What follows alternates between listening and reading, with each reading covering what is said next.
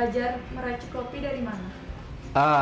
Kalau belajarnya sendiri itu di tempat kerja karena saya memulai benar-benar pembelajaran soal kopi ini memang saat kerja. Jadi memang di saat kerja ini nggak cuma belajar dari SOP yang udah ada, tapi juga kadang ya namanya orang baru belajar di kopi, kita harus terbuka ya, bahkan sama konsumen. Nah, biasanya nih banyak info-info unik dari konsumen karena pastinya kan untuk zaman sekarang yang tahu kopi itu nggak cuma si pembuat kopi, tapi si penikmat kopi kan juga tahu ya. Dan disitulah pentingnya kita terbuka ya soal informasi dan mau belajar.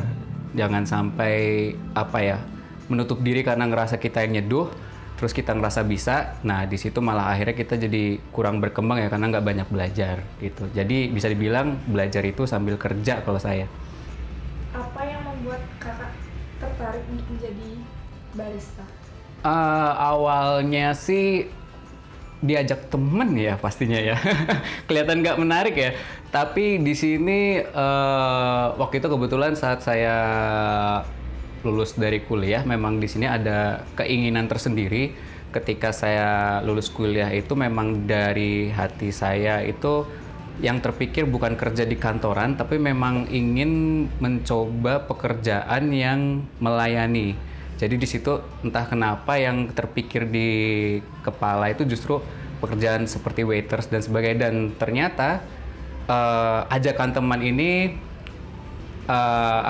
jadi kayak salah satu gerbang menuju cita-cita kecil saya ya, di mana saya ingin belajar bagaimana sih rasanya melayani orang di samping kita memiliki tentunya kalau kita lulus kuliah kan pasti punya kalau bisa dibilang itu titel tertentu ya, titel tertentu. Nah, gimana sih rasanya ketika kita punya titel tertentu tapi kita tetap harus mau being humble dengan memberikan pelayanan kepada orang lain. Nah, di situ yang saya pengen belajar gitu.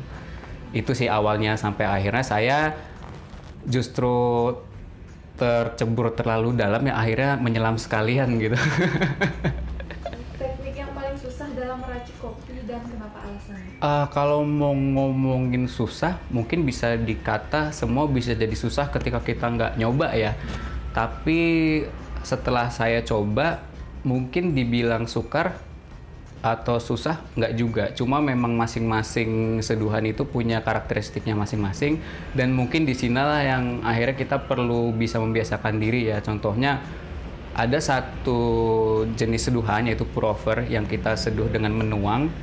Salah satunya V60 itu bukan susah sih, cuma memang itu cukup melatih kesabaran ya karena kita perlu benar-benar memperhatikan gimana kita menuang air itu sendiri. Nah di situ mungkin ya bisa itu deh, bisa dibilang V60 lah yang cukup menantang buat saya gitu.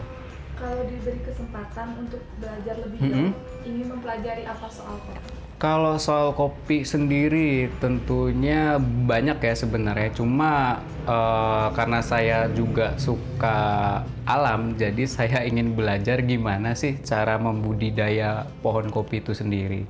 Kan lumayan tuh kalau misalnya kita punya kebun ya gitu kan. Siapa tahu kita bisa bener-bener bikin kedai kopi di kebun itu sendiri, kan lebih asik tuh. Oke.